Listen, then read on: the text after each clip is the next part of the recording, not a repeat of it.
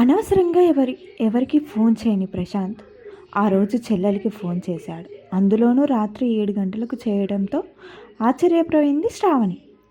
Hello అన్నయ్య, చెప్పు అన్నది శ్రావణి. నాన్న ఉదయం నుంచి కనబడడం లేదు అన్నాడు ప్రశాంత్. అవునా, ఏదైనా ఊరు వెళ్ళారేమో అన్నది శ్రావణి. ప్రశాంత్, ఏ ఊరు వెళ్ళలేదు, సెల్ ఫోన్ కూడా ఇంట్లోనే వదిలిపెట్టి వెళ్ళారు. ఆయన బయటికి వెళ్ళే చోట్లన్నీ వెతికాను అన్నాడు కంగారుగా ప్రశాంత్. శ్రావణి, ఇంట్లో ఏమైనా గొడవ జరిగిందా అన్నది శ్రావణి. ఎప్పట్లాగానే నాన్నకి అమ్మకి పొద్దున ఏదో గొడవ జరిగిందంట, దానికి అలిగి వెళ్ళిపోయాడు అన్నాడు శ్రావణ్.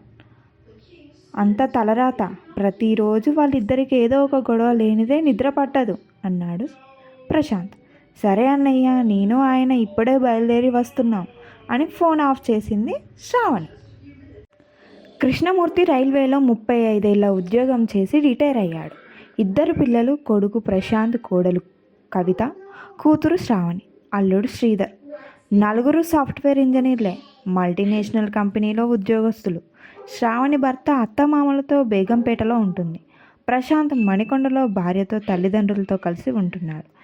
ఇప్పుడు కవితకి 4వ నెల. రిటైర్ అయిన దగ్గర నుండి కృష్ణమూర్తికి శారదకి అస్సలు పడటం లేదు. ప్రతి చిన్న విషయం దగ్గర అభిప్రాయ భేదాలతో మొదలయ్యే గొడవలు పెద్ద పెద్ద యుద్ధాలతో ముగుస్తున్నాయి. ఈ మధ్య తల్లిదండ్రుల గొడవలు విని విని ఎటూ చెప్పలేక అవస్థపడుతున్నాడు ప్రశాంత్. కోడలు కవిత నాకెందుకని మౌనంగా ఉండలేక మనసొప్పని ఇద్దరికి సర్ది చెప్తూ ఉంటుంది. కృష్ణమూర్తికి షుగర్, బీపీ, కొలెస్ట్రాల్ వంటి వయసుతో పాటు వచ్చే వ్యాధులన్నీ దండిగా వచ్చేశాయి. సంక్రాంతి సమయం, పండగకి అత్తాకోడళ్ళిద్దరు కలిసి అరిసెలు, లడ్డూలు చేశారు. సాయంత్రం ఇంటికి వచ్చిన ప్రశాంత్కి అరిసెలు, లడ్డు పెట్టి కృష్ణమూర్తికి జంతికలు ఆ ప్లేట్లో తెచ్చిచ్చింది శారద. నాకు లడ్డు, అరిసె ఇవ్వచ్చుగా అన్నాడు కృష్ణమూర్తి. డాక్టర్ ప్రవీణ్ పిలవమంటారా, మీరేం తింటున్నారో ఆయన స్వయంగా చూస్తాడు అన్నది శారద. మీ షుగర్ లెవెల్స్ ఎందుకు తగ్గడం లేదో ఆయనకు అర్థమవుతుంది అంది శారద. నిన్న అడిగాను చూడు, నన్ను నేను అనుకోవాలి అని బయటికి వెళ్ళిపోయాడు కృష్ణమూర్తి. ఏంటమ్మా, ఒక్క లడ్డు తిననంత మాత్రాన షుగర్ సడన్గా నార్మల్ అవుతుందా అన్నాడు ప్రశాంత్. ఆయన షుగర్ లెవెల్స్ ఎంత ఉన్నాయో నీకు తెలుసా? 10కి చేరుతుంది. ఈ విషయం ఆయనకి తెలుసు కదా, తెలిస్తే నాకెందుకు ఈ గొడవ అని గదిలోకి వెళ్ళిపోయింది శారద. సాయంత్రం కృష్ణమూర్తి ఇంటికి రాగానే వాళ్ళ కోడలు, మామయ్య మీకోసం షుగర్లెస్ లడ్డు చేశాను, తిని చూసి ఎలా ఉందో చెప్పండి అని ప్లేట్లో పెట్టించింది. థ్యాంక్ యూ రా తల్లి, నువ్వు ఒక్కదానివే నన్ను అర్థం చేసుకుంటున్నావు అన్నాడు కృష్ణమూర్తి. ఇలాంటి సంఘటనలు తరచూ ఇంట్లో జరుగుతూనే ఉంటాయి. కాకపోతే కొన్ని కామెడీగా ముగిస్తాయి, మరికొన్ని కోపతాపాలతో అంతమవుతాయి. అలాంటిది ఈరోజు కూడా జరిగింది. దాంతో కృష్ణమూర్తి కోపంగా ఇంటి నుంచి వెళ్ళిపోయాడు. సాయంత్రం ఇంటికి వచ్చిన ప్రశాంత్ విషయం తెలుసుకొని వెంటనే తండ్రి వెళ్ళే ప్రదేశాలన్నిటికి వెళ్ళి వెతికి చూశాడు. ఎక్కడా కనిపించకపోయేసరికి శ్రావణికి ఫోన్ చేశాడు. శ్రావణి ఇంటికి వచ్చేసరికి శారద నిశ్చింతగా టీవీలో సీరియల్ చూస్తుంది. ప్రశాంత్, కవిత మొహంలో కృష్ణమూర్తి ఇంకా ఇంటికి రాలేదన్న ఆందోళన. టీవీ చూస్తున్న తల్లిని చూడగానే శ్రావణికి చిరాకేసింది. అమ్మా, నాన్న ఇంటికి రాలేదని మేమంతా కంగారు పడుతుంటే నువ్వేంటి కూల్గా టీవీ చూస్తున్నావు, కొంచెం కూడా బాధ లేకుండా అని టీపై మీదున్న రిమోట్ తీసుకొని టీవీ ఆఫ్ చేసింది. శారద లేచి, ఎందుకే అంత గాబరపడుతున్నావు, ఆయన ఏం చిన్నపిల్లోడు కాదుగా, తప్పిపోవడానికి ఇంటికి రాక ఎక్కడికి పోతాడు అంది శారద. ఏం మాట్లాడుతున్నావమ్మా, నువ్వు మాట్లాడేది కొంచెమైనా బాగుందా? ఆయన్ని ఎవరు వెళ్ళమనలేదు, వెళ్ళినవాడు తిరిగి రాక ఏం చేస్తాడు అంది. ఏం మాట్లాడుతున్నావమ్మా నువ్వు, మాట్లాడేది కొంచెమైనా బాగుందా అంది శ్రావణి. ఆయన్ని ఎవరు వెళ్ళమనలేదు, వెళ్ళినవాడు తిరిగి రాక ఏం చేస్తాడు అంది శారద. ఏంటో నీ ప్రవర్తన విచిత్రంగా ఉంది అంది శ్రావణి విసుగ్గా. ఏం చేయమంటావు, ప్రతిదానికి అలుగుతూ గొడవ పడుతూ ఇంటి నుంచి వెళ్తుంటే రోజు ఆయన కోసం ఏడవమంటావా, ఊరంతా తిరగమంటావా అంది శారద ఆవేదనగా. ఆపమ్మా, ఆయన నాన్న ఇంట్లోంచి వెళ్ళేంతగా ఈ గొడవలు ఎందుకు వస్తున్నాయి మీ మధ్య? ఒకటా రెండా? ఎన్నెన్నో చెప్పమంటావా? ఆయన దేనికో కోపం తెచ్చుకొని రాద్ధాంతం చేస్తుంటే అదే జీవితం అయిపోయింది అంటుంటే ఉదయం జరిగిన సంఘటన గుర్తొచ్చింది శారదకు. పొద్దున ప్రశాంత్ ఆఫీస్కు తయారవుతుంటే కవిత దోశలు వేయగానే కిచెన్లోకి వెళ్ళింది. కవిత నేతి దోశలు వెయ్యి అన్నాడు ప్రశాంత్. కృష్ణమూర్తి వాకింగ్కి వెళ్ళొచ్చి స్నానం చేసి టిఫిన్ కోసం కొడుకుతో పాటు కూర్చున్నాడు. శారద కిచెన్లోకి వెళ్ళి ఆయన కోసం నూనె లేకుండా దోశలు వేసి తెచ్చింది. శారద, నాకు నేతి దోశలు వేస్తావా అన్నాడు. రోజు చప్పటి తిండి తిని విసుగొస్తుంది అన్నాడు కృష్ణమూర్తి. ఆయన మాటలకు పట్టించుకోకున్నట్టు లోపలికి వెళ్ళిపోతుంటే, నీకే చెప్పేది, నేను చెప్పేది వినిపించకుండా వెళ్తున్నావేంటి? ఈరోజు చప్పిడి తిండి నేను తినను అన్నాడు కోపంగా. మీకు ఈ దోశలే వద్దా? అయితే నాకు పని తప్పింది, వీటిని నేను తింటాలేండి. మోకాల నొప్పులతో నిలబడి చేసుకునే పని తప్పించారు అంది శారద నవ్వుతూ. అంతే అంతే. కృష్ణమూర్తి కోపం ఆకాశం వైపు చూసింది. ఆవేశంలో ఉయ్యిపోతూ, తిను బాగా తిను, నీలాంటి జడల ఎండిపోయిన చప్పిడి తిండి తినేదే అంటూ కోపంగా లేవబోతుంటే, మామయ్య కూర్చోండి, ఎందుకంత ఆవేశం, నేను మీకు దోశలు వేస్తాను, ముందు కూర్చోండి అంది కవిత. ఇంట్లో నువ్వు ఒక్కదానివే తల్లి నన్ను అర్థం చేసుకునేది అన్నాడు కూర్చొని. కవిత లోపలికి వెళ్ళి దోశ వేసి అందులో ప్రశాంత్ లంచ్ బాక్స్ కోసం తెచ్చిన కూర పెట్టి మసాలా దోశ తెచ్చి ఇచ్చింది మామగారికి. మసాలా దోశ చూడగానే కృష్ణమూర్తి కోడల వైపు మెచ్చుకోలుగా చూసి రుచిగా ఉన్న దోశను ఆస్వాదిస్తూ తృప్తిగా తిని లేచి తన గదిలోకి వెళ్ళి న్యూస్ పేపర్ చదువుకోసాగాడు.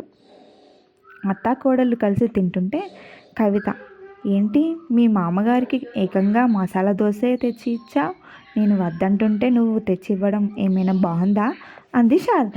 అత్తయ్య, నేను నూనె లేని దోశలే వేసి ప్రశాంత్ కోసం చేసిన మిక్స్డ్ వెజిటేబుల్ కూర అందులో పెట్టి మసాలా దోశ అని చెప్పాను అంది కవిత. కవిత వైపు ఆశ్చర్యంగా చూసి, ఆ సూక్ష్మం నాకు తెలియట్లేదే అనుకుంది శారద. మధ్యాహ్నం భోజనాలైన తర్వాత కవిత గదిలోకి వెళ్ళి పడుకుంది. కృష్ణమూర్తి శారద హాల్లో కూర్చొని టీవీ చూస్తున్నారు. ఉన్నట్టుండి టీవీ వాల్యూమ్ తగ్గించి, శారద, నీకంటే నేనే ముందు పోతే ఏం చేస్తావు అన్నాడు. నాకేంటండి, మీరుండరనే బాధ తప్ప, నెల పింఛన్ వస్తుంది, ఊళ్ళోనే కూతురు అల్లుడు ఉన్నారు, కొడుకు కోడలు కళ్ళ ముందే ఇంట్లోనే ఉన్నారు, మనవడో మనవరాలో రాబోతుంది, ఇంకెందుకు దిగులు అంది భర్తని ఉడికిద్దామని. అంతే, బేతాళం మళ్ళీ చెట్టెక్కింది. అంటే నేను ఎప్పుడు పోతానా అని చూస్తున్నావా? అత్త ఎప్పుడు పోతుంది, అరిగెప్పుడు ఖాళీ అవుతుంది అన్నట్టు నీ వాలకం అంటూ పెద్ద పెద్దగా అరుస్తుంటే, పాపం కవిత ఇప్పుడే పడుకుంది, అరవకండి అంది శారద. అయినా కృష్ణమూర్తి ఆపకపోయేసరికి పక్కనున్న బుక్ తీసుకొని శారద చదువుకుంటూ కూర్చుంది. నేను ఇక్కడ పిచ్చోడిలా వాగుతుంటే నువ్వు పుస్తకం చదువుతున్నావా అని భార్య చేతిలోంచి బుక్ తీసుకొని చింపు మూలకు విసిరేశాడు. అబ్బా అరవకండి, కవిత పడుకుందని చెప్తున్నా కదా అని చేతులు జోడించింది శారద. అయినా ఆపకపోతుంటే చిరాకొచ్చి గదిలోకి వెళ్ళి మంచం మీదున్న నడుము వాల్చింది. కాసేపట్లో కన్ను మలిగింది. సాయంత్రం కవిత కాఫీ తీసుకొచ్చి లేపేసరికి మేలుకో వచ్చింది. నాకు అప్పుడు చెప్పింది కవిత, ఆయన ఇంట్లో లేడని అని చెప్పడం ముగించింది శారద. కొడుకు కూతురు ఆశ్చర్యంగా వింటుంటే అల్లుడు శ్రీధర్ కల్పించుకొని, ప్రశాంత్, జరిగిందేదో జరిగింది, ఇప్పుడు మామయ్య ఎక్కడికి వెళ్ళారంటారో ఏమైనా ఐడియా ఉందా అని అడిగాడు. అంతలో పక్కింటి 10 ఏళ్ల కుర్రోడు బాల్ ఇటువైపు పడిందని వచ్చి తీసుకెళ్తూ, కవితక్క, మీ ఇంట్లో ఉండే తాతయ్య పార్కులో ఉన్నాడు అన్నాడు. అందరూ ఆశ్చర్యంగా వాడి వైపు చూశారు. నిజంగానా? సరిగ్గా చూసావా అంది కవిత. అవును, మీ ఇంట్లో ఉండే తాతయ్యనే. నేను తాతయ్య ఇదివరదాకా పార్కులో గ్రౌండ్లో క్రికెట్ ఆడుకొని వచ్చేటప్పుడు చూశాను అన్నాడు. వెంటనే బావమరదలిద్దరూ వెళ్ళి కృష్ణమూర్తిని సమాధానపరిచి ఇంటికి తీసుకొచ్చారు. శారద కృష్ణమూర్తి ఒకరినొకరు బద్ధ శత్రువుల్లా చూసుకున్నారు. రాత్రి భోజనాలప్పుడు, ఏంటి నాన్న ఇది, అమ్మ ఏదైనా తెలిసి తెలియక అంటే చూసి చూడనట్టు విని విననట్టు వదిలేయాలి, కానీ ఇలా ఇల్లు వదిలి వెళ్ళటం, అలగటం, అరుచుకోవడం ఈ వయసులో మీకు బాగుందా అంది శ్రావణి. అమ్మ, నువ్వు కూడా నాన్న ఏదైనా అంటే కాసేపు మౌనంగా ఉంటే సరిపోతుంది. పిల్లలం మేమేమైనా గొడవ పడితే పెద్దవాళ్ళుగా మీరు సర్ది చెప్పాలి కానీ మన ఇంట్లో ఏంటమ్మా రివర్స్లో ఉంటుంది. అసలే కవిత ప్రెగ్నెంట్ కూడా. కాస్త అర్థం చేసుకోండి అన్నాడు ప్రశాంత్. భోజనం చేశాక కూతురు అల్లుడు వెళ్ళిపోయారు. రాత్రి బెడ్రూమ్లో వీళ్ళ వీళ్ళతో పడలేం కవిత. వయసైన వాళ్ళలో కృష్ణ రామ అనుకుంటూ ఏదో టీవీ చూస్తూ కాలం గడపకుండా టామ్ అండ్ జెర్రీలో ఎప్పుడు ఈ గొడవలేంటి, నాకు అస్సలు పిచ్చెక్కుతుంది. ఇంకోసారి ఇలా జరిగితే మనమే ఎక్కడికైనా ట్రాన్స్ఫర్ అయి చేపించుకొని వెళ్దాం అన్నాడు ఆవేశంగా ప్రశాంత్. అలా అనకు ప్రశాంత్, ఈ పెద్ద వయసులో వాళ్ళిద్దరి ఒంటరిగా వదిలి మన తోవన మనం వెళ్ళిపోతే వాళ్ళు బాగోగులు ఎవరు చూసుకుంటారు? చిన్న వయసులో నువ్వు మీ చెల్లి ఎంత గొడవ చేస్తుంటారు. అప్పుడు మీ ఇద్దరిని వదిలి వాళ్ళు ఎక్కడికైనా వెళ్ళారా? లేక మిమ్మల్ని హాస్టల్కి పంపారా? పెంచి పెద్ద చేసి ప్రయోజకుల్ని చెయ్యలేదా? అలాగే ఇది కూడా అంది కవిత. ప్రశాంత్ బదులివ్వకుండా మౌనంగా ఉండిపోయాడు. ఇప్పుడు ఏమంటావు? వాళ్ళిద్దరూ గొడవ పడకుండా ఉండాలి అంతే కదా అంది కవిత. ఇకపై నేను చూసుకుంటాను, మనసు పాడు చేసుకోకుండా నెమ్మదిగా నిద్రపో అంది అనూన్యంగా భర్తతో. మరణాలు ఉదయం ఎప్పట్లాగానే ఎవరి పనుల్లో వాళ్ళు నిమగ్నమై ఉన్నారు. ప్రశాంత్ టిఫిన్ తిని ఆఫీస్కి వెళ్ళాడు. కొడుకుతో పాటు బ్రేక్ఫాస్ట్ చేసి తిని కృష్ణమూర్తి బయటికి వెళ్ళాడు. కవిత శారద కలిసి టిఫిన్ తింటుంటే, అత్తయ్య మార్కెట్ వరకు వెళ్దాం రండి. మధ్యాహ్నం భోజనానికి ప్రశాంత్ ఇంటికి వస్తానన్నాడు, బిర్యానీ చేయమన్నాడు అంది కవిత. ఇవాళ ఏంటి కొత్తగా నన్ను రమ్మంటున్నావు? ఆయనను ప్రశాంత్ కానీ ఇంటికి కావాల్సినవన్నీ సూపర్ మార్కెట్కి వెళ్ళి తెచ్చేవాళ్ళు కదా. ఇంట్లో ఉంటే ఆందోళన ఉంది, ప్రెగ్నెంటింగ్ కదా, కాస్త రిలీఫ్గా ఉంటుందని ఒంటరిగా వెళ్ళటం ఎందుకని తోడుగా మిమ్మల్ని రమ్మంటున్నా అత్తయ్య. ఇద్దరు సూపర్ మార్కెట్కి వచ్చారు. అక్కడ మనకు కావాల్సిన వస్తువులు ఎలా ఎంపిక చేసుకోవాలి, ఎక్స్పైరీ డేట్ ఎలా చూడాలి, కార్డు ఎలా ఉపయోగించాలి, గూగుల్ పే ఎలా ఉపయోగించాలి, డబ్బు ఎలా చెల్లించాలి, వివరాలన్నీ అత్తగారికి నేర్పించింది కవిత. వచ్చేటప్పుడు తోవలో ఉన్న లైబ్రరీకి తీసుకెళ్ళింది. అక్కడ డబ్బు కట్టి శారదని సభ్యురాల్ని చేసింది. అక్కడ ప్రముఖ రచయిత్రుల పుస్తకాలు అనేక ఉన్నాయి. శారదకి ఆ పుస్తకాలు చూడగానే ప్రాణం లేచొచ్చినట్టు అయింది. పెళ్ళి కాకముందు ఎన్నెన్నో పుస్తకాలను చదివేదాన్ని తెలుసా అంది శారద. మీరు పుస్తకాలు చదువుతారా అత్తయ్య అంది కవిత. చదువుతారా అంటావేంటమ్మా? ఒకప్పుడు చిన్న పేపర్ ముక్క కనిపించినా వదిలేదాన్ని కాదు. కథలు నవలలు చదువుతుంటూ ఆకలి కూడా తెలిసేదే కాదు. ఆ కాలంలో ఇప్పట్లో సెల్ ఫోన్లు, ఇంటర్నెట్లు, యూట్యూబ్లు లేవు కదా. నాకు కాలక్షేపం పుస్తకాలు చదవటం. ఆ రోజుల్లో వేరు. మరి ఇంకేంటి, రోజు ఇక్కడికి రండి, మీకు ఇష్టమైన పుస్తకాలు తెచ్చుకొని చదవండి ఖచ్చితంగా కవిత అని తన అభిమాన రచయిత కథలు, పుస్తకాలు, నవలలు తీసుకుంది. ఇవాళ వంట నేను చేస్తాను లేండి అత్తయ్య, ఇంటికి వెళ్ళాక మీరు నేను చదువుకోండి అంది కవిత. ఇద్దరు ఇంటికి వచ్చారు. శారద తన గదిలోకి వెళ్ళి నవలలు చదువుకుంటూ మొదలుపెట్టింది. 10 నిమిషాలు విశ్రాంతి తీసుకొని కిచెన్లోకి వెళ్ళింది కవిత. ఆ సమయంలో అటు వచ్చిన మామగారిని చూసి, మామయ్య మీరు వంట బాగా చేస్తారని ప్రశాంత్ చెప్పాడు. ఏదో తమాషాకు చెప్పాడు. బ్యాచిలర్గా ఉన్నప్పుడు కథ అది. పెళ్ళాయాక శారద నాతో టీ కూడా ఏనాడు పెట్టించలేదమ్మా అన్నాడు. అయితే ఇవాళ వంట మీరే చేయాలి. అయ్యో, నేను వంట చేస్తే ఎవరు తింటారమ్మా?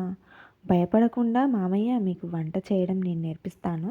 నేను ఎలా చేస్తానో మీరు కూడా అలాగే చేయండి చాలు. నీ నమ్మకం ఏంటో, నేను ఎందుకు కదనాలి అన్నాడు. గదిలో నుంచి బయటికి రాకుండా నవలలు లీనమైంది శారద. మధ్యాహ్నం భోజనానికి ఇంటికి వచ్చిన ప్రశాంత్తో పాటు అత్తగారికి, మామగారికి భోజనం వడ్డించింది కవిత. ఇవాళ స్పెషల్గా ఉందే బిర్యానీ అంటూ తల్లి కొడుకులు ఆస్వాదించుకుంటూ తిన్నాడు. ఏమీ మాట్లాడకుండా చేసింది ఎవరో చెప్పకుండా థ్యాంక్ యూ అత్తయ్య అంది కవిత. మరుసటి రోజు శారదను బ్యాంకుకు తీసుకెళ్ళింది కవిత. బ్యాంకులో డబ్బులు ఎలా డిపాజిట్ చేయాలి, ఎలా తీసుకోవాలి, ఏటీఎంలో డబ్బులు ఎలా డ్రా చేయాలి నేర్పించింది. అలాగే మామగారికి యూట్యూబ్లో చూస్తూ వంటలు ఎలా చేయాలి చెప్పింది. ఇప్పుడు బ్యాంకు పనులు, కూరలు తేవటం, సూపర్ మార్కెట్లో సరుకులు తేవడం మొదలుపెట్టు, ఆన్లైన్లో కరెంటు బిల్లు కట్టడం, గూగుల్ పే ద్వారా డబ్బులు చెల్లించడం, అంతటితో ఆగకుండా ఆన్లైన్లో ఆర్డర్ చేయడం, కావాల్సిన వస్తువులు ఇంటికే తెప్పించుకోవడం వరకు శారద చూస్తుంది. కవిత సూచనలతో ఇంట్లో రుచిగా వంట చేయడం పూర్తిగా నేర్చుకున్నాడు. కృష్ణమూర్తి ఆ రోజు పెరిగిన డిఏఆర్ఎన్ పెన్షన్లో కాకపోవడంతో కృష్ణమూర్తి కవిత, నేను రైల్వే నిలయం వరకు వెళ్ళొస్తానమ్మా అని బయలుదేరాడు. అది విని శారద వేగంగా గదిలో నుంచి వచ్చి, మీ డిఓఆర్ఆర్ పెన్షన్ రేపు వస్తారంట అంది. 15 రోజుల తర్వాత మాటలు కలిపిన శారద వైపు ఆశ్చర్యంగా చూసి, నీకెలా తెలుసు అన్నాడు. నిన్న సూపర్ మార్కెట్లో మీ కొలిక్ రాజారావు గారు కనిపించారు చెప్పారు అంది దగ్గుతూ. అప్పుడు కిచెన్ నుండి కవిత, మామయ్య ఇప్పుడు బయట పనులన్నీ అత్తయ్య చూస్తున్నారు. ప్రతిరోజు లైబ్రరీకి వెళ్ళి కథలు, పుస్తకాలు, నవలలు తెచ్చుకొని చదువుతూ ఉన్నాడు. అంతేకాదు ట్యాబ్లో తనకి నచ్చిన పుస్తకాలు ఆన్లైన్లో కొనడం, చదవడం కూడా అంది. అలాగా, వెరీ గుడ్ అని కిచెన్లోకి వెళ్ళి మిరియాల కాషాయం కాచి శారదకి ఇచ్చింది. రాత్రంతా దగ్గుతూనే ఉన్నావు, జలుబు కూడా ఉన్నట్టుంది అన్నాడు. కవిత ఇప్పుడు కషాయం కాచావా, నీకెందుకమ్మా శ్రమ అంది శారద. నేను కాదత్తయ్య, మామయ్య గారు కాచారు. ఇప్పుడు మామయ్య కాఫీ నుండి కషాయం వరకు వంటలన్నీ నేర్చుకున్నాడు అంది. ఈసారి ఆశ్చర్యపోవడం శారద వంతైంది. అవునా, ఈయనకి టీ పెట్టడం కూడా రాదు. అదే కృష్ణమూర్తిని చూస్తూ అంత కవిత కోచింగ్ అన్నాడు. సరిగ్గా అప్పుడే వచ్చిన శ్రావణి అది విని, నిజమా నాన్న అంది సంతోషంగా. కవిత వైపు తిరిగి, నిన్న అన్నయ్యకి ఫోన్ చేస్తే నిన్ను నా స్టాప్గా పొగుడుతూ ముంచేశాడు. ఇప్పుడు ఇంట్లో అమ్మా నాన్నల మధ్య తగాదాలే లేవని చెప్పాడు. ఏం మాయ చేశావు వదిన అంది శ్రావణి. నేనేం చేయలేదు శ్రావణి, మీకిద్దరికి మామయ్య అత్తయ్య గొడవ పడడం, తగులడాడడం మాత్రమే మీకు తెలుసు. కానీ నాకు వాళ్ళిద్దరి మధ్య ఉన్న అన్యోన్యత గురించి కూడా తెలుసు. అన్యోన్యతనా? మా అమ్మ నాన్న అలా ఉండడం మేము ఎప్పుడు చూడలేదే అన్నాడు అన్నా చెల్లెలు. ఐ లవ్ యూ అని 10 సార్లు చెప్తేనే అన్యోన్యత కానే కాదు. తనకి ఇష్టం వచ్చింది తిననివ్వడం లేదని మామయ్య గారికి కోపం. ఆయన షుగర్ బీపీ మనిషి, ఇష్టం వచ్చినట్టు తింటే ఆయన ఆరోగ్యం ఏమవుతుందని అత్త భయం. అంటే మామయ్య గారంటే అత్తయ్యకి ఎంత ఇష్టమో చూడండి అంది.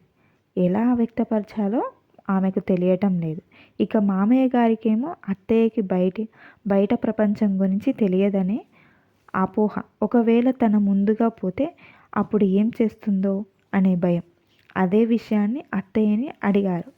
ఆమె సరదాగా చెప్పిన జవాబును ఆయన సీరియస్గా తీసుకున్నారు. అందుకే ఇల్లు వదిలి వెళ్ళారు. నేను అత్తయ్యతో నిజంగానే మామయ్య మీకంటే ముందే పోతే మీకేం బాధ ఉండదా? ఆయన ఇల్లు వదిలి వెళ్తే ఏం తిన్నారో, ఎక్కడున్నారో అని బాధ వేయటం లేదా అని అడిగాను. ఎందుకు అత్తయ్య? ఆయన నన్ను వదిలి ఎక్కడికి వెళ్ళలేరు కవిత. నాతో గొడవ పడిందే ఆయనకి పొద్దున నాతో మాట్లాడకుండా ఉన్న సందర్భాలు ఉన్నాయి. కానీ నన్ను చూడకుండా ఏనాడు ఉండలేదు. చీకటి పడేలోపు ఎలాగూ వస్తారు. నిద్రపోయే ముందు నా మొహం చూసేనే ఆయనకు నిద్ర పడుతుంది. పొద్దున లేచాక నా మొహం చూశాకే బయటికి వస్తారు. ఆయన సంగతి నాకు బాగా తెలుసు. ఖచ్చితంగా వస్తారు చూడు. అయినా నీకు ఇవన్నీ ఎందుకు? నువ్వు ప్రెగ్నెంట్, నువ్వు వీటి గురించి ఎక్కువగా ఆలోచించకపోవడమే మంచిది అన్నది శారద. అప్పుడు అర్థమైంది వీళ్ళిద్దరి మధ్య ఉన్న బలమైన ప్రేమ. ఇంత అన్యోన్యంగా ఉన్న వీళ్ళు మధ్య ఎందుకు గొడవలు వస్తున్నాయని ఆలోచించాను. అప్పుడు నాకు అర్థమైంది. 36 ఏళ్ల పాటు మామయ్య ఉద్యోగంలో పగలంతా గడిపి వచ్చేవారు. మిగిలిన కొద్ది సమయంలో కుటుంబం విషయాలు, పిల్లలు బాధ్యతలతో గడిచిపోయేది. పెళ్ళైన దగ్గర నుంచి ఇల్లు, వంట తప్ప మరో లోకం తెలియదు అత్తయ్య గారికి. మామయ్య గారికి ఇప్పుడు ఆఫీస్కి వెళ్ళే పని లేకపోయినా బయట పనులు మాత్రం ఇప్పుడు కూడా ఆయనే తిరగాల్సి వస్తుంది. అత్తయ్య వంట పని అంతే. ఇలా ఇద్దరు ఒకే పని ఎన్నాళ్ళుగో చేస్తున్నారు. ఆ పని వాళ్ళకి ఇష్టమైనదే, కానీ ఇప్పుడు బోర్ కొడుతుంది. ఒకే చోట కాళ్ళు ముడుచుకొని కూర్చుంటే కాళ్ళు తిమ్ముర్లు ఎక్కుతాయి. అదేవిధంగా ఒకే పనిని నిరంతరం చేస్తుంటే చేసే పని మీద ధ్యాస తగ్గుతుంది, విసుగు కలుగుతుంది. ఆ అసహనాన్ని సహజంగానే మన పక్కనున్న వాళ్ళ మీద చూపుతాం. అత్తయ్య మామయ్య కూడా అదే చేస్తున్నారు. మనం లగేజ్ ఎక్కువసేపు పట్టుకోవాల్సి వస్తే చేయి మార్చుకుంటాం. ఇలా ఎప్పుడు ఒకే పని చేస్తూ వాళ్ళలో ఒకేలాంటి శూన్యత ఏర్పడుతుంది. దాని నుండి బయటపడాలంటే లగేజ్ ఓ చేతి నుంచి మరో చేతికి మార్చుకుంటే వీళ్ళిద్దరు మనసుల్లో మార్పు చేశాను. ఇప్పుడు బయట పనులన్నీ అత్తయ్య గారే చూస్తున్నారు. ఆమెకి ఇష్టమైన పుస్తకాలు స్వేచ్ఛగా చదువుకుంటున్నారు. మామయ్య గారు కూడా ఒకప్పుడు తనకిష్టమైన వంటని ఇన్నాళ్ళ తర్వాత కొత్తగా చేస్తూ రిలీఫ్గా ఫీల్ అవుతున్నారు. ఇదే సీక్రెట్ అంది కవిత. కవిత మాటలు విన్న శ్రావణి, శ్రీధర్, ప్రశాంత్ నవ్వుతూ క్లాప్స్ కొడుతూ వాళ్ళతో పాటు చేతులు కలిపారు Krishnamurthy, Sharada. Thank you friends.